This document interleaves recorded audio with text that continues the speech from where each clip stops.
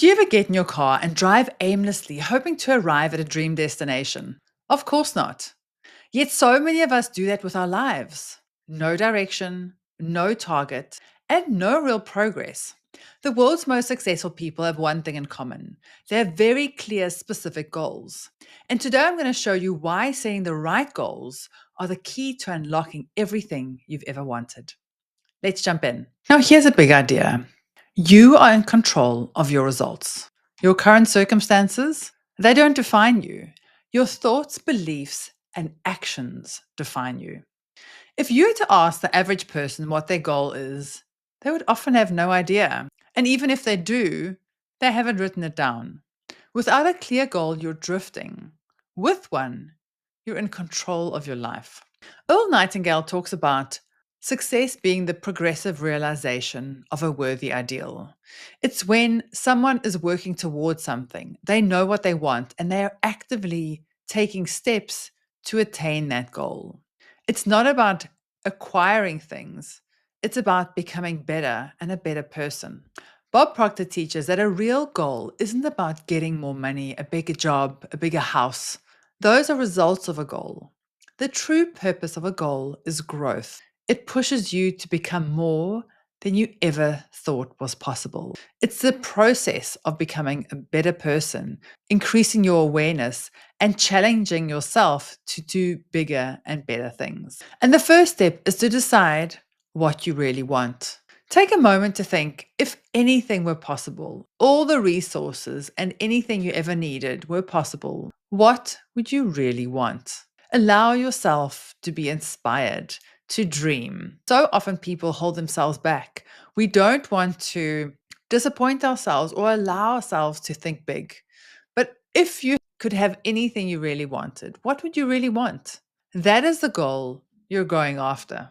Now, goals are typically divided into three main types: an A, B, and C type goal. An A goal is what you already know how to do. It's buying the car you've already had before. There's no challenge or no growth in it.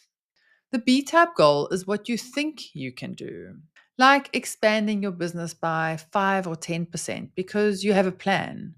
It seems realistic, but it's not a stretch, and it's not something that inspires you deep down inside to really stretch yourself and get better.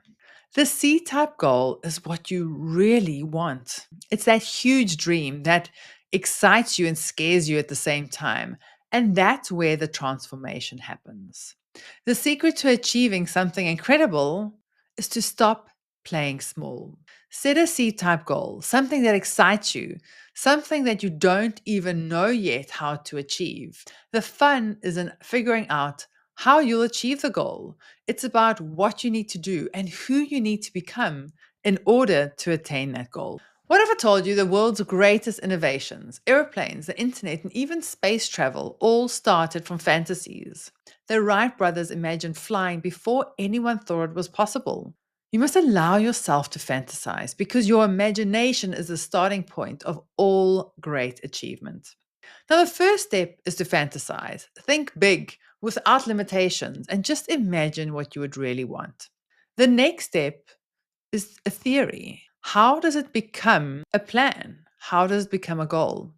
Now, for that to happen, you need to start asking yourself two main questions. Firstly, am I able? Now, all science and theology tells us that humans have unlimited potential. We can do anything we want, and everyone has access to that potential. So, if we go back to everything we know about people, you are able. You need to believe that you're able to do this. The main question is, are you willing? Are you willing to do what it takes? Are you willing and are you able? Now, most successful people will tell you that things take longer and they're harder than you're expecting.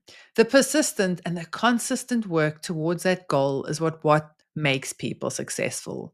Are you willing to do what it takes?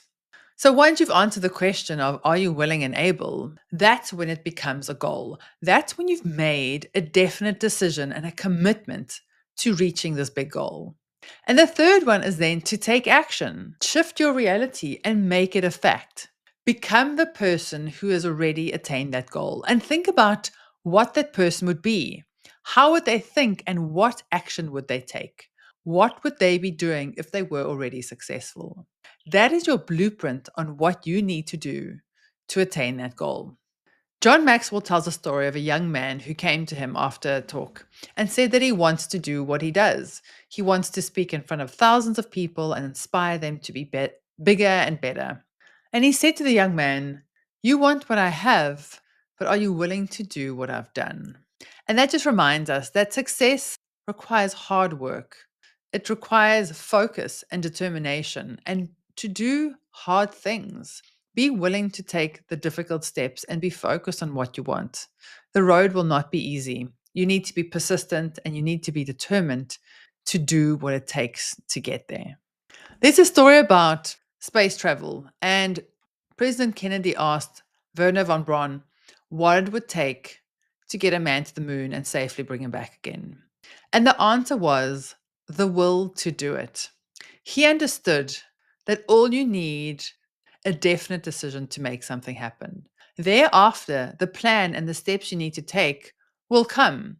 But before you've made a definite decision, you're not going to get there. Your mind doesn't need to solve the problem because you haven't decided to do it. And that's the beauty of the mind. Once you fix on a goal, your mind starts making plans on how to get there. Your mind is a problem solving device. When you give it a target, it will develop a plan of how to get there. Therefore, the first step is deciding what you want and making that definite decision that you will do whatever it takes to get there. That's when you start moving into action to work towards your goals. And persistence is so important. Most people give up too soon. Here's part of the process. Not everything you do is going to work the first time. You need to be ready for hard times, and you're only a failure when you stop. Edison tried to develop the incandescent light bulb over 10,000 times, and every time it didn't work, he would just say he now knows one more way not to do it. See failures or see difficulty or see problems in your road as a lesson. Don't see it as a failure and don't stop when you hit those roadblocks. Just see it as a lesson and how to improve. That is when you know that you're on the right track. Edison reminds us that if we all did the things we are capable of doing, we would literally astound ourselves. He understood the potential that is deep within all of us. If we all understood that, we would keep going. So now it's your turn. Grab a piece of paper and write down what you truly want. If you don't know yet, sit down, close your eyes, play some music, and just start dreaming. What would your life look like? What would you be doing? What impact would you be making? And what would really make you excited every day to know that you're making that contribution? So, firstly, decide what you want and write it down. The power is in the clarity. Writing it down helps you think and helps you commit to the process. Then carry it with you in your pocket. Look at that goal as much as you can and write it out every day. Remind yourself what you're doing, why you're doing it, and what you're working towards. It's like putting in that target into your GPS. You need to know exactly where you're going. And repeat it to yourself as often as you can, every day, preferably multiple times a day. Your mind is the most powerful tool you have. Start using it intentionally. Set the goal, challenge yourself, and watch your life begin to transform. See you next time.